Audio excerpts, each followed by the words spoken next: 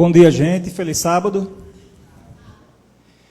Pessoal, está aqui nesse momento para pregar a palavra de Deus para vocês. É uma sensação, como eu poderia dizer, agridoce. Como todo mundo sabe, eu sou muito na minha, sou muito reservado, não gosto de estar falando muito em público.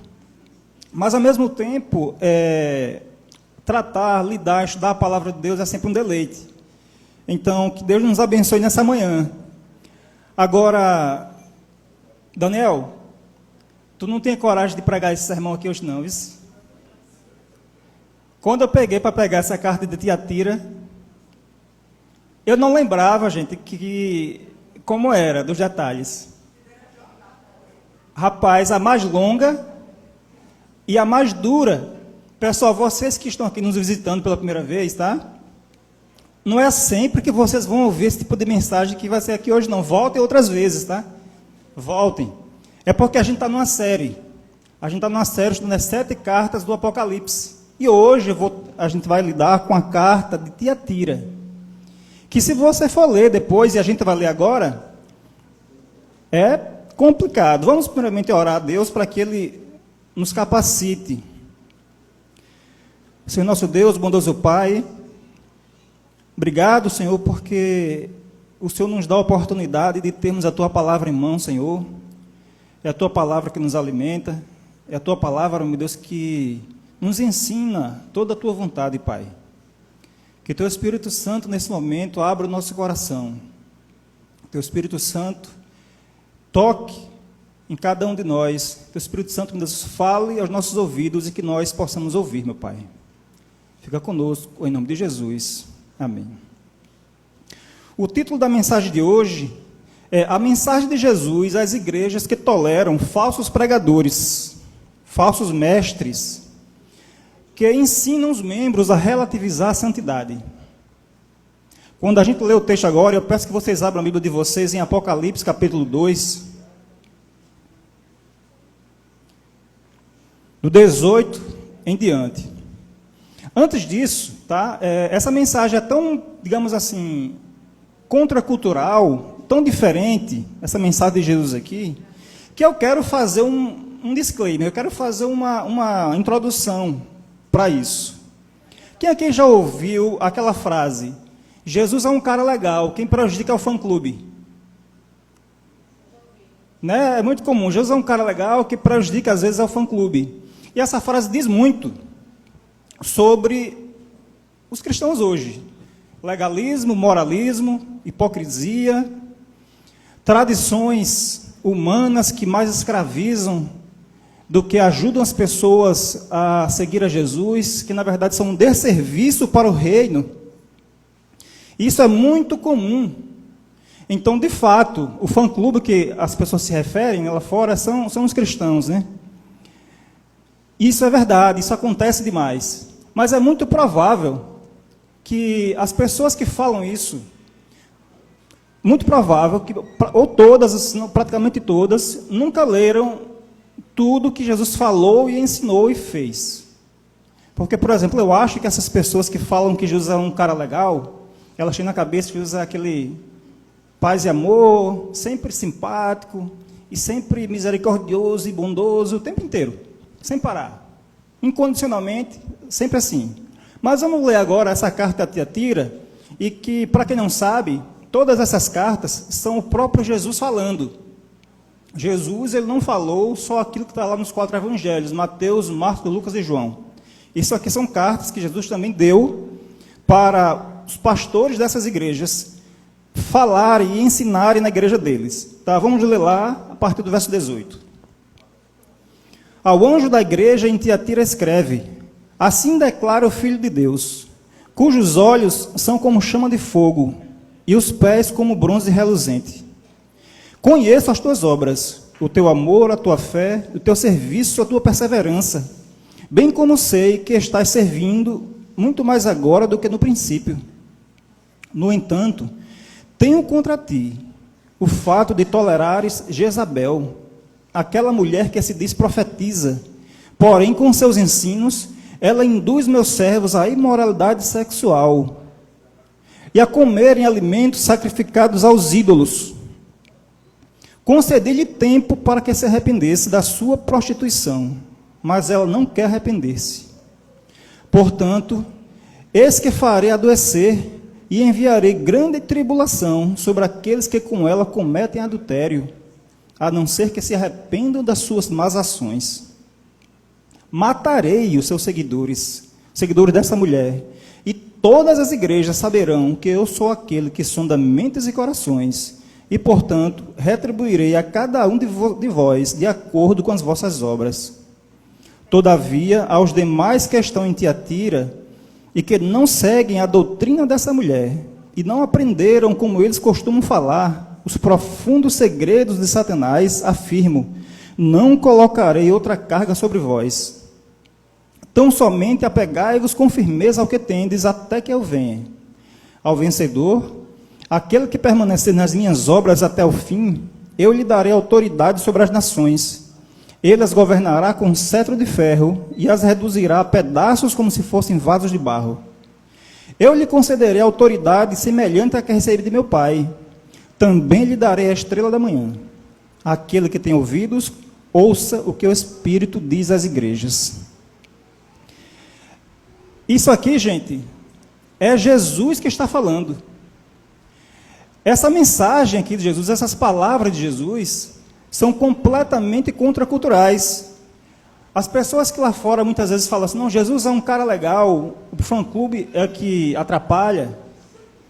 Elas não viram o que Jesus faz, o que Jesus fala, nunca viram tudo. Elas só vê as partes em que Jesus fala de perdão, que faz os milagres, que cura, que acolá, e só isso. Por exemplo, elas não sabem que na Bíblia ninguém falou mais de juízo e de inferno do que Jesus. Não estou dizendo que Jesus falou mais disso do que de amor, não é isso que eu estou falando, eu nunca fiz essa contagem.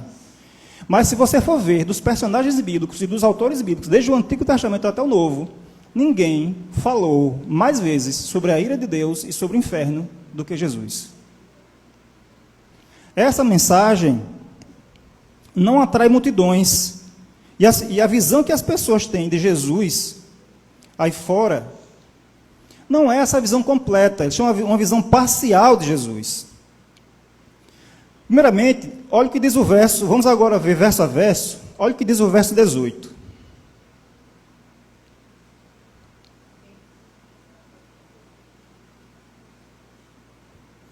Ao anjo da igreja em Tiatira escreve.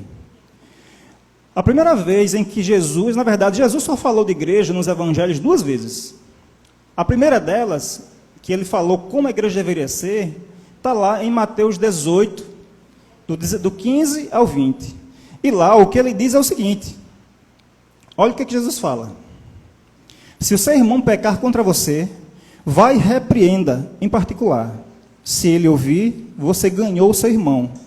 Mas se não ouvir, leve ainda com você 1 ou 2 pessoas, para que pelo depoimento de 2 ou 3 testemunhas, toda a palavra seja decidida. E se ele se recusar a ouvir essas pessoas, exponha o assunto à igreja. E se recusar a ouvir também a igreja, considera-o como gentio ou publicano. Considerar alguém gentio ou publicano, naquele contexto, era considerar como não sendo mais parte do povo de Deus. Aqui Jesus, essa vez que Jesus falou de igreja, não combina com a cultura contemporânea, que diz que a igreja, Jesus deu essa autoridade, esse poder, de dizer, isso aqui é certo, isso aqui é errado, e lidar com o pecado do irmão. E tem mais, algumas pessoas hoje falam assim, não, eu sou a igreja, e eu posso adorar a Deus em casa sozinho, porque eu sou a igreja. Mas se você sozinho é a igreja, como é que Jesus disse que você leva 1 ou 2 pessoas, se ele não ouvir essas pessoas, você leva essa pessoa à igreja? Se eu sou a igreja, como é que depois eu sou levado à igreja? A igreja é um ajuntamento organizado de pessoas. Além disso, nessa primeira vez em que Jesus fala como a igreja deve ser, ele trata, a preocupação dele, a ênfase, é com a pureza da igreja. É como a igreja deveria lidar com o pecado. Jesus, a ênfase dele aqui, não é em ser receptivo, tolerante, não que ele não seja, ele é. Mas a ênfase, na primeira vez em que ele falou como a igreja deve ser, é como a igreja deve lidar com o pecado e com a pureza dela. Jesus considera isso de suma importância, porque não foi só aqui nas 7 cartas do Apocalipse que ele fala isso. Todas as vezes em que ele falou igreja, ele deu essa ênfase. Tem mais, o texto diz assim que usa a palavra filho de Deus. Essa foi a primeira vez, aliás, a única vez em que essa expressão é usada no Apocalipse. E talvez a primeira vez, acho que é a primeira vez em que Jesus utiliza essa expressão em relação a si próprio. Outras pessoas, outros autores bíblicos falam de Jesus como filho de Deus, mas quando ele mesmo usa esse título, é só aqui. E é a única vez que essa expressão aparece no Apocalipse. E tem uma lógica. Porque lá em Tiatira, o que é que acontecia lá? Qual era o problema de Tiatira? Tiatira era uma cidade comercial em que as pessoas existiam para poder funcionar, para poderem trabalhar e serem empregadas. Elas tinham que se associar a umas agremiações ou sindicatos, eram chamados de guildas. Aí lá tinha metalúrgico, pintor, costureiro e tudo mais. Então você tinha que se associar a cada uma dessas agremiações relativas à sua profissão. Só que acontece o seguinte, nessas agremiações, era exigido que cada pessoa que ali fizesse parte, que fosse sócia, ela participasse de festas mensais. E nessas festas, cada uma dessas agremiações, ela tinha um deus patrono, um deus que guiava. E nessas festas, eles adoravam esses deuses e sempre era regada a imoralidade sexual. Mas o problema era que se você não fosse associado a essas agremiações, você era excluído comercialmente e socialmente. O que estava em jogo era a sua subsistência. O que estava em jogo era o seu sustento e o seu alimento. Então, quando Jesus fala, essas coisas diz o Filho de Deus. Havia lá, talvez o Deus principal lá era Apolo, que era chamado filho de Zeus. Que os imperadores também se diziam encarnação de Apolo. Então Jesus fala, na verdade, só existe um Filho de Deus, que sou eu. Eu sou o único que vocês precisam temer e obedecer. Não precisam temer esses filhos dos deuses aí. Ainda no verso 18, ele fala que ele tem olhos como chama de fogo. Olhos como chama de fogo são olhos brilhantes. Eu acho que talvez hoje ele diria, eu sou aquele que tem olhos de raio laser, que penetra, que vê tudo aquilo que está em secreto. No Apocalipse, capítulo 19, olhos como chama de fogo, o cavaleiro lá que vem para julgar, esse olhos como chama de fogo é sinal de juízo. E é nesse sentido em que ela é usada aqui no Apocalipse. Depois, mais à frente, no verso 23, como a gente leu, ele mostra que ele enxerga tudo, porque ele diz que ele é aquele que sonda mentes e corações. Tudo aquilo que as pessoas faziam, fosse na igreja, fosse em secreto, fosse lá naquelas reuniões, naqueles sindicatos, naquelas guildas, ele estava vendo. Jesus via além do que as pessoas imaginavam. Então, Jesus via além do marketing daquela igreja, via além da estética, via além dos eventos que uma igreja pode fazer. É isso que ele está dizendo. Tem mais, o verso ele continua falando, o verso 18, que ele tinha pés como bronze reluzente, ou bronze polido.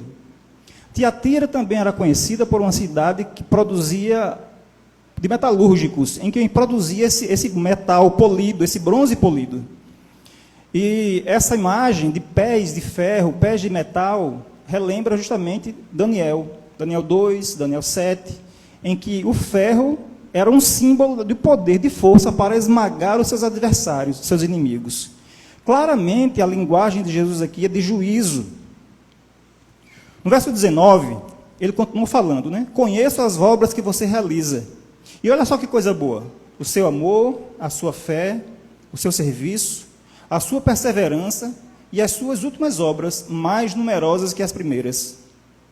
Jesus conhece os atos e os pensamentos dos tiatirenses.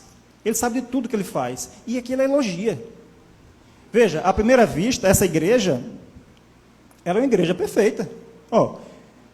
Ele diz, conheço as suas obras, e diz mais, são mais numerosas agora do que eram antes.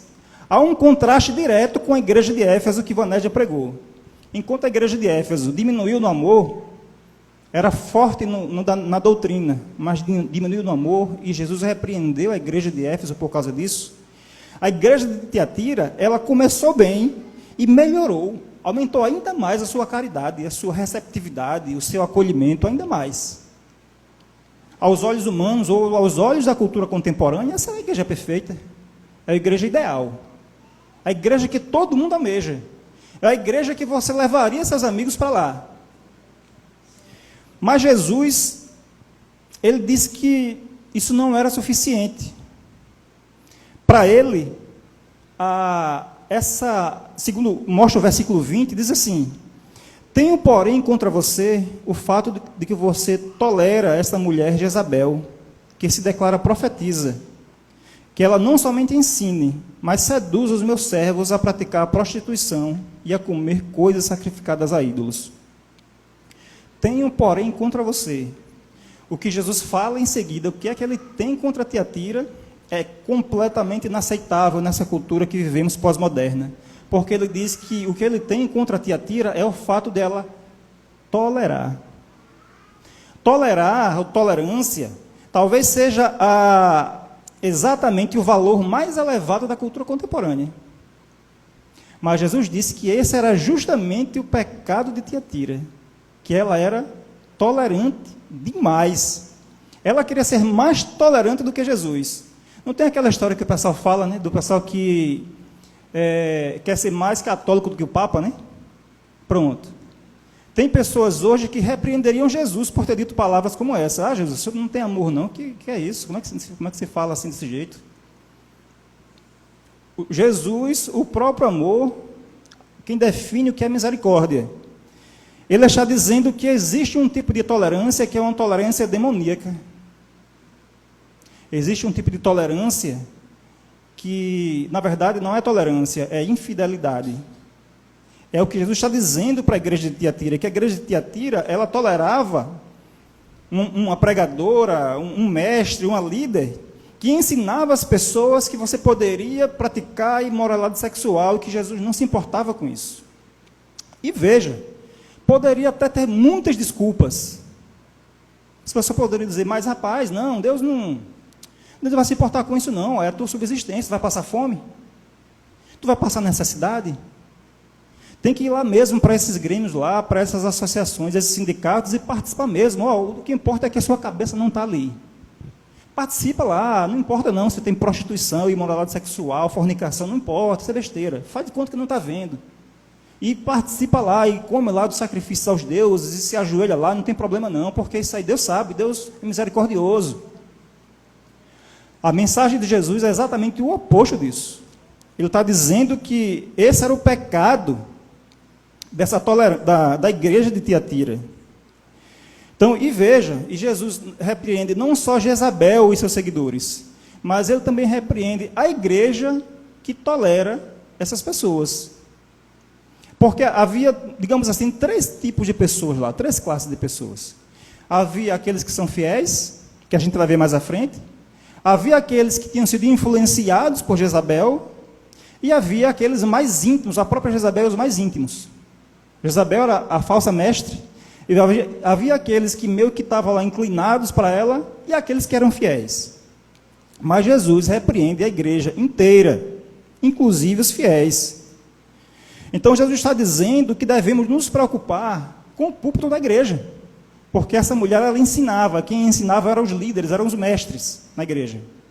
Está dizendo que o púlpito da igreja não deve ser tolerado pessoas que ensinem falsa doutrina.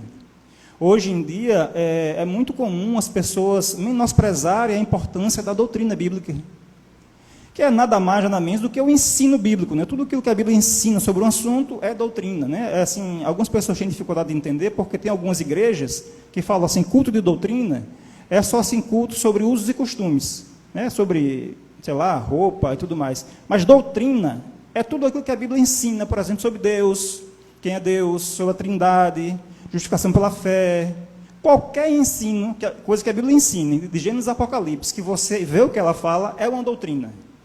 O Evangelho é uma doutrina, tudo isso é doutrina. Mas hoje, na cultura contemporânea, as pessoas falam muito com relação a dizer, doutrina não é importante. As pessoas que falam isso eram justamente seguindo o pensamento de Jezabel. Jezabel dizia, isso não é importante. O que importa é você ser caridoso, é você ser bondoso. Mas Jesus fala para Tiatira, não era suficiente. Olha o que ele continua falando. No verso 21, ele diz, dê-lhe tempo para que se arrependesse, porém, ela não quer se arrepender da sua imoralidade. Quando Jesus fala que deu tempo para que ela se arrependesse, isso mostra como Jesus é misericordioso. Mostra que o objetivo dele era que ela se arrependesse, que ela mudasse, era a salvação. Mas ela não queria. Ela não só não queria se arrepender. Esse texto, né, fala quando deu tempo para se arrepender, mostra que Jesus tentou alcançar essa mulher, alcançar essas pessoas em outras ocasiões. Essa não foi a primeira vez que Jesus tentou lidar com ela. E ele deu tempo. Ninguém sabe quanto tempo, né, se meses, se anos. Mas chegou o tempo em que a paciência com Jezabel e seus seguidores tinha acabado. Ela não quer se arrepender da sua imoralidade. Seus pecados, né, relacionados àquela situação lá, né, muito provavelmente da prostituição nus. E prostituição aqui não é no sentido profissional, tá? A palavra prostituição, como aparece em algumas versões, é simplesmente a palavra grega porneia, que quer dizer qualquer tipo de imoralidade sexual. Qualquer tipo de prática sexual, de costume, que fuja dos padrões de Gênesis, certo?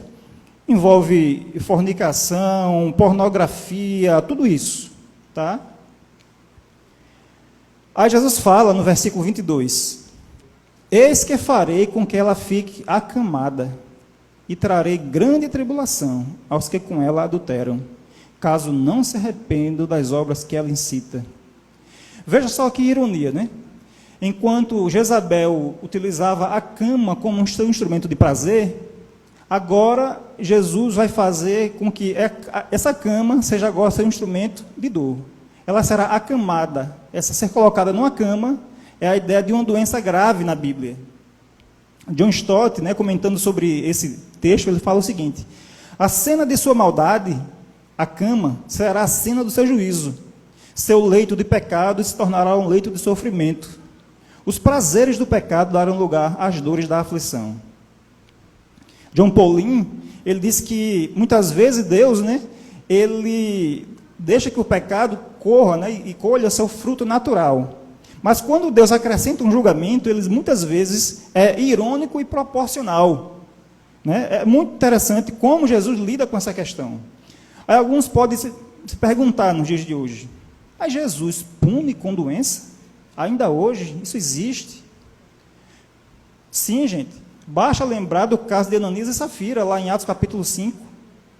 Se vocês lerem Atos capítulo 5, vão ver que havia um casal que vendeu uma propriedade por um valor determinado e chegou para os apóstolos dizendo que tinha vendido por tanto, por menos, para ficar com parte do dinheiro. Quando Ananias vai lá e fala para Pedro, vai entregar aquela quantidade de dinheiro, ele pergunta, foi esse o valor mesmo que você vendeu? Ele disse, foi. Na mesma hora ele caiu fulminado. 3 horas depois, chega a mulher dele, Safira. Aí Pedro pergunta, foi por valor tal que você vendeu esse terreno? Foi. Pronto, aí estão os rapazes que acabaram de enterrar teu marido. Na mesma hora ela caiu e levaram. Deus fulminou imediatamente. Claro que não é sempre que Deus age assim, mas Deus age. Se você for lá também ler 1 Coríntios 11, você vai ver uma situação relatada na ceia do Senhor, em que algumas pessoas, Paulo diz, que já tinham morrido e outras que estavam doentes, por causa de infidelidade, por causa de irreverência na ceia do Senhor. Lá em 1 Coríntios capítulo 11. E aqui o próprio texto diz que o próprio Jesus faria com que não só Jezabel adoecesse, né, fosse aclamada, mas Jesus diz no verso 23, matarei os seus filhos, e todas as igrejas saberão que eu sou aquele que sonda mentes e corações, e retribuirei a cada um de acordo com as suas obras. Aqui, gente, não tem como fugir. A gente precisa decidir se a gente crê, se a gente aceita no Jesus ensinado pela cultura contemporânea, que é um Jesus paz e amor, e sempre simpático, e que faz vista grossa a todo tipo de problema, e a imoralidades, e a rebelião, e a rebeldia, ou o Jesus da Bíblia. São duas coisas diferentes. Tem um Jesus que foi inventado pela cultura. Esse Jesus inventado pela cultura não vai te salvar, porque ele não existe. O Jesus da cultura é o Jesus permissivo. O Jesus da Bíblia, ele se importa tanto com a pureza e a santidade da igreja, que ele disse que iria matar os seguidores mais íntimos, que aqui chama de filhos, no caso, os filhos espirituais de Jezabel. O Deus da Bíblia, o Jesus da Bíblia, não combina com o que a nossa sociedade hoje está acostumada, de você ir para um lugar, ir para uma associação, para uma igreja, em que você vai lá para se sentir bem, para se sentir... Não combina. Não é só isso. É claro que Deus quer, Jesus ama, Jesus é misericordioso. Eu falei no início que o ensino de religiosos, tradicionalistas, legalistas, moralistas, colocam medo nas pessoas, colocam terror, insegurança com relação à sua salvação. Por outro lado, existem aquelas pessoas que pregam uma falsa segurança. Existem aquelas pessoas que ensinam que as pessoas poderão ser salvas vivendo de qualquer jeito. Praticamente, na nossa sociedade contemporânea, o único pecado que existe é o egoísmo. Qualquer outra coisa você pode fazer, desde que você não seja egoísta. Não se fala mais de ira de Deus. É um tabu falar sobre a ira de Deus, quando Jesus falou dezenas de vezes. É um tabu nos dias de hoje. E em qualquer lugar que você for. Esse Jesus, que o pessoal diz, não, Jesus é legal, é um cara legal, mas os seus seguidores é que, não é o fã-clube que atrapalha, essas pessoas não conhecem esse Jesus. E aí eu pergunto, o Jesus que você crê é conforme está na Bíblia? Ou é o Jesus da cultura contemporânea? Reflita sobre isso, porque o Jesus que o pessoal conhece aí fora, que é apenas uma parte da verdade, ele não existe, gente, ele não pode te salvar. Tá? É um Jesus, é um ídolo inventado, conforme os nossos gostos. Um dos, talvez, maiores pregadores do século XX, chamado Martyn Lloyd-Jones, disse o seguinte: o falso profeta adora falar sobre amor. Muito raramente falará sobre santidade, justiça e ira de Deus. Só isso já faz dele falso. E essa é uma mensagem muito bíblica. Porque o falso pregador, o falso profeta, o falso mestre, ele sempre vai querer atrair multidões, ele sempre vai querer atrair as pessoas, quem quer que seja, de qualquer forma. Mas é tão verdade isso, que eu quero ler duas passagens com vocês, que mostram como eram os falsos profetas. Abram as Bíblias de vocês, por favor, lá em 1 Reis 22, do 5 ao 8. 1 Reis 22, do 5 ao 8. É nesse sentido que esse pregador, Martyn Lloyd-Jones, está dizendo que é o falso profeta, que não prega sobre isso, sobre a ira de Deus, quando o próprio Jesus pregou sobre isso inúmeras vezes. Diz de Judá, disse mais ao rei de Israel: consulte primeiro a palavra do Senhor. Então o rei de Israel reuniu os profetas, cerca de 400 homens, e lhe perguntou: devo ir e lutar contra Ramote e Gileade, ou devo me conter? Eles responderam: vá, porque o Senhor a entregará nas mãos do rei. Mas Josafá perguntou: não há aqui ainda algum dos profetas do Senhor para o consultarmos? O rei de Israel respondeu a Josafá: há um ainda, por meio de quem podemos consultar o Senhor, mas eu o odeio, porque nunca profetiza de mim o que é bom, mas somente o que é mal. É Micaías, filho de Imlá. Josafá disse: o rei não fala assim, não deveria falar assim. Veja só, o rei de Israel, o ímpio rei de Israel, disse que odiava o profeta Micaías, porque ele só profetizava contra ele o que era ruim. Mas era a verdade, porque era um rei ímpio, um rei que vivia fazendo todo tipo de injustiça e de pecado, e Micaías falava a verdade de Deus para ele. Deus vai julgar você, Deus vai lhe punir por causa disso. Só falava que era ruim. O falso profeta, os outros profetas, os 400 profetas que ele tinha lá, os falsos, só falavam coisa boa, coisa que o rei queria ouvir. Em Jeremias, e agora, por favor, mais uma passagem, a última sobre essa questão, Jeremias capítulo 6, do 12 ao 14, Jesus também descreve o que faz um falso profeta.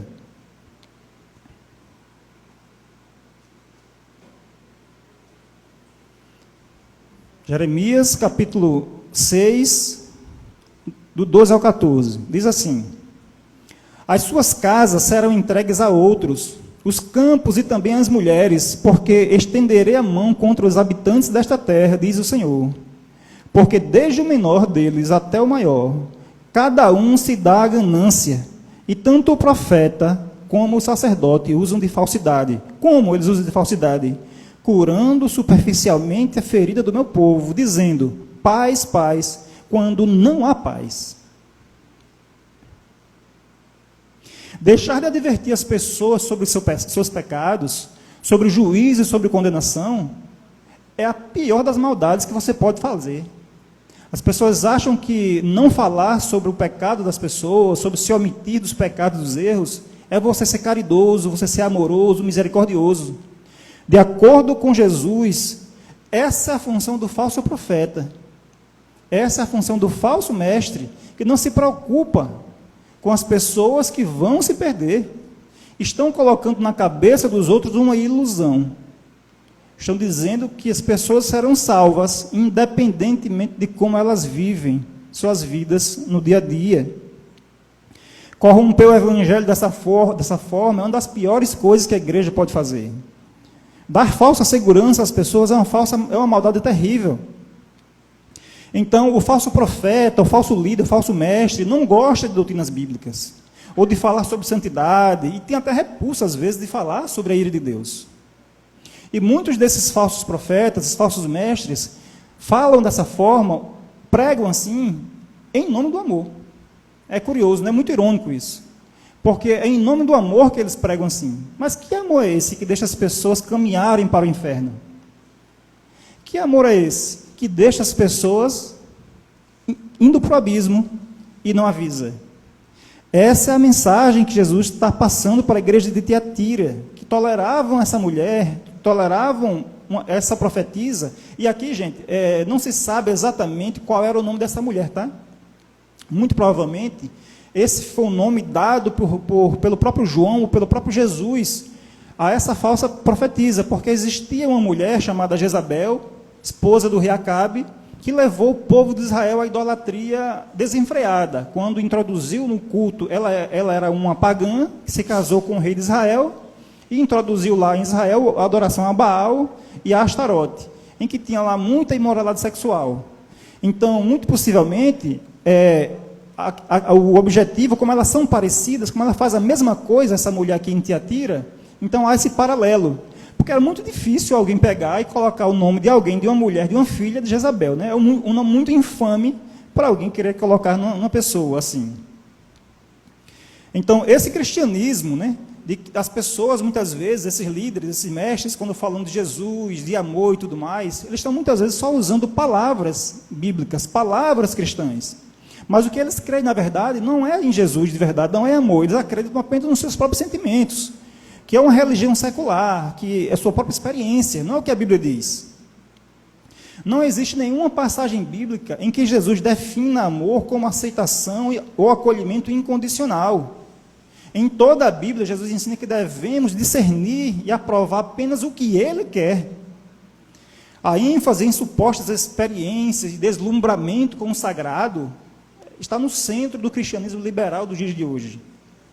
Isso é o que diz o cristianismo liberal moderno, que rejeita Jesus. Na verdade, eles até dizem gostar de Jesus, mas veneram apenas quando ele fala de perdão e de amor. Mas aqui que ele fala de julgamento e de justiça, eles não conhecem. Aí diz mais o verso, né? Continua falando. Todos saberão, e todas as igrejas saberão. Jesus está afirmando aqui que vai usar o exemplo de Jezabel e da igreja de Tiatira para mostrar às demais igrejas como ele considera a santidade, o arrependimento, algo indispensável, algo essencial para a vida cristã. Jesus não ficou nada satisfeito com a postura nem de Jezabel, nem da igreja de Tiatira. Ele quer que as pessoas saibam, que as igrejas saibam, que ele desaprova a impureza de forma inequívoca, que ele diz que vai matar os seus seguidores. Então Jesus pega e diz mais, ele continua falando, eu sou aquele que sonda mentes e corações, né? Que é o que ele fala no princípio, que eles têm olhos como chama de fogo, né? Ele enxerga tudo. Quando ele fala, eu sou aquele que sonda mentes e corações, duas coisas aqui estão em mente, né? Que primeiramente ele conhece o profundo do nosso íntimo, as coisas, os pecados que as pessoas têm em segredo que mantêm. Ele está vendo lá a sua pornografia, que você vê no seu quarto lá particular, ele está vendo lá o seu adultério, a sua desonestidade lá no seu trabalho, ele está vendo tudo isso. Mas também, ele está dizendo que ele é Deus, porque lá em Jeremias 17, verso 10, é Yahvé, o Deus Todo-Poderoso, que diz que sonda mentes e corações. E Jesus aqui se identifica com o próprio Deus Todo-Poderoso. Então, mais uma vez, a gente precisa tomar uma decisão. Você precisa particularmente tomar uma decisão. É o Jesus verdadeiro que você vai seguir? Ou o Jesus da cultura?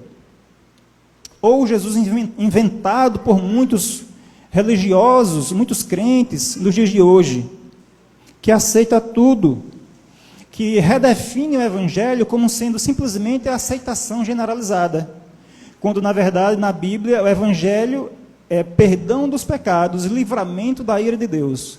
Mas se é perdão dos pecados, existe uma coisa chamada pecado. A pessoa precisa se arrepender. Lá em Marcos capítulo 1, versículo 15, Jesus fala assim, arrependei-vos e crede no Evangelho. Para que alguém possa crer no Evangelho, tem que primeiramente se arrepender. As duas coisas andam juntas. Não existe a crença no Evangelho, não existe a pessoa crer em Jesus sem arrependimento. No centro do cristianismo está a mensagem que Jesus falou para Nicodemos: é necessário nascer de novo. Novo nascimento, arrependimento, mudança de vida, está no centro do cristianismo. Mas a partir do versículo 24, graças a Deus, agora um alívio, Jesus vai dar uma mensagem de esperança aos fiéis.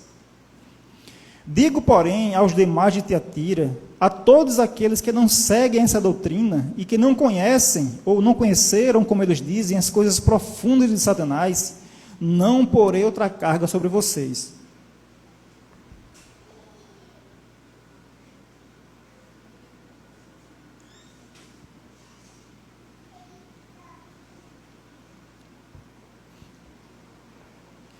Então, primeiramente ele fala, não porei outra carga sobre vocês, dizendo, vocês aí os fiéis, fiquem tranquilos, apenas mantenham o que vocês já têm, continuem. E ele diz mais, aqueles que não conheceram as coisas profundas de Satanás. Há duas possibilidades de interpretação aqui, tá? Primeiramente, tem uma que diz o seguinte, que possivelmente Jezabel estivesse ensinando para os membros daquela igreja, que para você conseguir vencer Satanás, você teria que praticar, experimentar o pecado.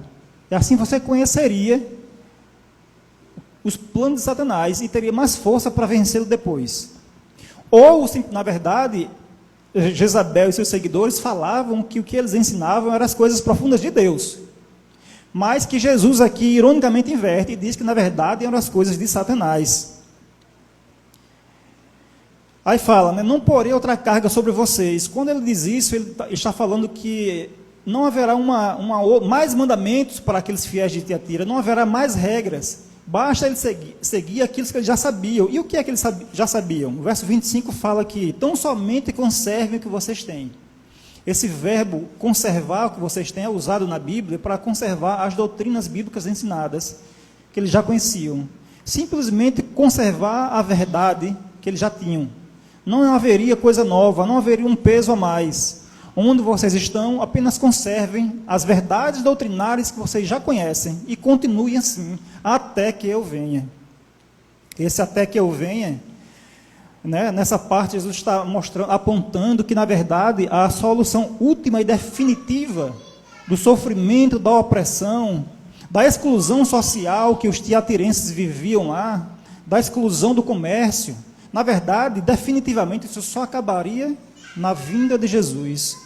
E aqui ele coloca a sua vinda como sendo a nossa esperança maior. Né? Então, assim, Jesus usa a promessa da vida eterna, a promessa da segunda vinda, como um incentivo, uma esperança que as pessoas devem ter. Hoje também, muitos dos pós-modernos não gostam muito de falar da vinda de Jesus e tudo mais. Não, mas Jesus ele usa a sua vinda, a sua segunda vinda, como um incentivo para as pessoas. No verso 26 ele diz: ao vencedor que guardar até o fim as minhas obras, eu lhe darei autoridade sobre as nações. E o que ele está querendo dizer com isso? Quem é o vencedor aqui? O vencedor é aquele que guarda. O vencedor é aquele que observa, é aquele que continua, que persevera obedecendo a Deus. Verso 27, ele diz: e com cetro de ferro as governará essas nações e as reduzirá a pedaços como se fossem objetos de barro. Essa mensagem lá no primeiro século era importantíssima. As pessoas viviam num contexto, os crentes viviam num contexto em que viviam ameaçados o tempo inteiro por nações ao redor. Estava sendo sempre colônia ou escravo de alguma nação que poderia guerrear contra eles. Então Jesus está dizendo: não haverá mais nenhuma nação, todas serão despedaçadas. Vocês não mais correrão risco, quando eu vier, vocês não mais correrão risco de sofrerem, de serem oprimidos por povos que possam invadir. No verso 28, ele fala, assim como também eu recebi a autoridade de meu Pai, e lhe darei ainda a estrela da manhã. Isso aqui está falando para os fiéis, para aqueles que se mantiveram fiéis. Para Jezabel e seus seguidores, chamados de seus filhos, já viria o juízo certo contra eles. A estrela da manhã. Que estrela da manhã é essa que Jesus daria para essas pessoas? Em Apocalipse 22:16, a estrela da manhã, Jesus diz que é Ele próprio. Ele próprio se daria intimamente. Ele seria tão íntimo daquelas pessoas, viveria tão com elas, que é como se ele fosse dado a elas para viver. A própria estrela da manhã é o próprio Jesus.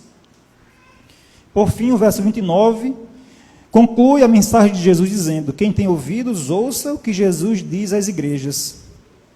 Você dará hoje ouvido ao que o Espírito diz às igrejas por meio de sua palavra? Temos nós ouvidos para ouvir o que Cristo diz à igreja de Tiatira? É a pergunta que nós temos que responder. Em Tiatira, a transigência por causa das questões financeiras, nas guildas, lá nas associações, fez com que eles inventassem desculpas para o pecado. E a gente poderia se perguntar hoje: que práticas ou normas sociais existem na nossa cultura que colocam as igrejas sob pressão para que ela ceda? Reflita você mesmo, no seu ambiente escolar, de trabalho. Você tem observado ocasiões específicas de transigência na sua igreja ou na sua denominação? E se você reconhecer isso aí, você precisa tomar uma decisão também. Se você vai ser como os seguidores de Jezabel, ou até mesmo como os fiéis de Tiatira, que apesar de não se contaminarem, foram omissos. E Jesus repreende também a omissão dos fiéis. Será que há hoje falsos mestres que estão desencaminhando os crentes, como Jezabel fazia? Pense nisso, porque aquilo que aconteceu lá, aconteceu também em Pérgamo, em todas as igrejas, lá das 7 cartas. E sempre haverá. E a gente sempre tem que estar de olho. E Jesus disse que você não pode tolerar que falsos mestres, falsos pregadores ensinem a igreja a tolerar a impureza. Então, os que toleram Jezabel estão dizendo: não pregue todas as partes da Bíblia. Isso aqui você pode pregar hoje, essa outra parte não mais. Essa outra parte aqui a gente precisa atualizar. Esses são Jezabel e seus seguidores que falam. Tiatira talvez fosse o tipo de igreja que as pessoas considerariam o máximo nos dias de hoje. Mas as pessoas que não entendem ou que não levam em consideração como Deus quer, ou Deus exige a santidade. Não é incomum, nos dias de hoje, a gente encontrar crentes que só conhecem 3 versos da Bíblia. Não julgueis, Deus é amor, e aquele dentre vós deve sem pecado que atira a primeira pedra. Essas pessoas, que muitas vezes professam ser cristãs, realmente não estão interessadas naquilo que a Bíblia fala. Porque elas só conhecem esses 3 versos. Não julgueis, Deus é amor, Deus é misericórdia, mas aquilo que a Bíblia fala, que Jesus fala sobre santidade, sobre justiça, sobre juízo, elas não conhecem ou fazem vista grossa. Tem uma autora que eu estava lendo recentemente que ela fala assim que se o nosso sangue não ferve com a injustiça, talvez nós sejamos cúmplices. Talvez nós sejamos cúmplices. A gente poderia parafrasear aqui, né? Se a gente não se entristece, se a gente não busca uma igreja, né, melhorar uma igreja que está longe da santidade, talvez nós sejamos cúmplices da impureza desse mundo, dessa cultura atual. Na cultura atual, essa carta de Jesus a Tiatira não atrai multidões. Pode ter certeza, não atrai multidões. Mas a igreja não é chamada para atrair multidões indistintamente. Jesus, ele estabelece quem são as pessoas que ele quer como membros da sua igreja. Ele deixou o exemplo disso. O falso líder, o falso pregador, no mais profundo do seu coração, ele sabe que o que ele prega está em desconformidade com a Bíblia. Mas ele não quer perder a sua audiência. Mas a igreja deveria ser, como diz Chesterton, uma frase que eu gosto muito, diz o seguinte: a igreja perdoa tudo, mas não aceita nada. O mundo aceita tudo, mas não perdoa nada. Uma outra frase que para mim é fantástica, diz o seguinte: a igreja é intolerante nos princípios, porque crê, mas é tolerante na prática, porque ama.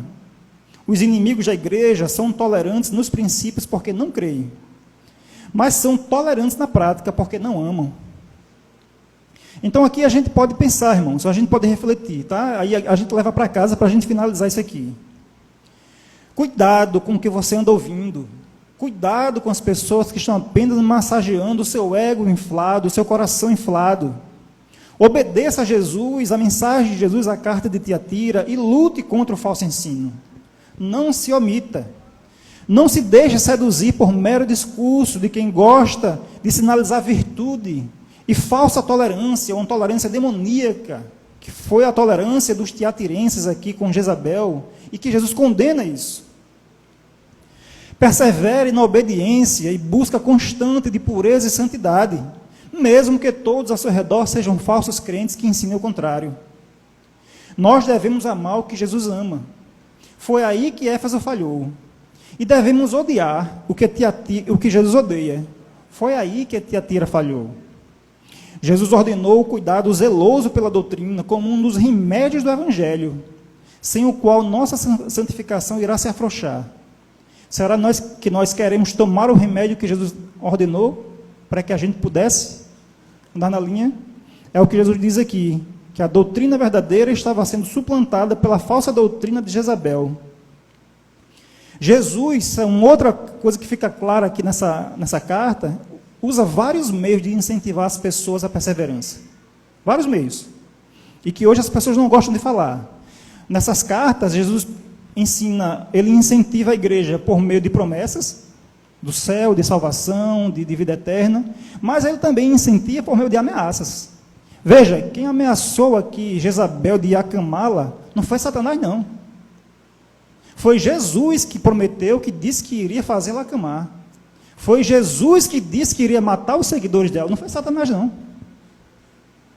O Jesus que você crê é desse jeito porque o Jesus da Bíblia é. O Jesus da cultura contemporânea não quer saber desse tipo de mensagem. Tem uma frase que eu gostaria para concluir aqui, que é de um autor adventista, que é Ranko Stefanovic. Ele fala o seguinte: a experiência da minoria dos membros da igreja de Tiatira prova que o amor e a fé manifestados em serviço e perseverança podem ser vivenciados até mesmo em igrejas nas quais a maioria escolheu o caminho das concessões aos padrões do mundo e da conformidade com o estilo de vida não cristão. Aí ele conclui assim: o serviço cristão e a perseverança não são condicionados por circunstâncias favoráveis. Foi o que Jesus disse para a igreja de Tiatira, e muitas poderiam pensar mais uma vez. Era muito difícil essa mensagem, alguém pregar isso lá, porque as pessoas, o que estava em jogo era a sua subsistência, era o seu sustento material. E a gente vai ter que escolher entre sustento material, muitas vezes, ser fiel, ser honesto no trabalho, mas isso aqui abrange todas as áreas da vida. Se a gente vai se envolver em fofoca ou não, se a gente vai se afastar de pessoas que são maledicentes ou não, se a gente vai viver em ambientes tóxicos, em ambientes que as pessoas não servem a Deus, não temem a Deus, zombam dos mandamentos da Bíblia e por aí vai. Ou se a gente vai realmente ou seguir a mensagem e a ordem, o mandamento que Jesus dá à igreja de Tiatira. Para os fiéis, tem a estrela da manhã, o próprio Cristo se dará a você. Para os fiéis, aqueles que perseverarem até Ele voltar, tem a promessa de vida eterna e o livramento de toda a opressão, de toda a perseguição, de todas as pressões para que você ceda nos seus princípios. Que o Senhor Jesus, meus irmãos, nos abençoe, para que nós possamos ouvir o que o Espírito diz às igrejas. Amém. Oremos. Santo e bondoso Deus, Pai amado que estás nos céus, obrigado, Pai, por Tua graça, obrigado, meu Deus, por Tua bondade, porque essa Tua mensagem, meu Deus, de cuidado, de juízo, e a importância que o Senhor dá à pureza, mostra como o Senhor se preocupa com a igreja.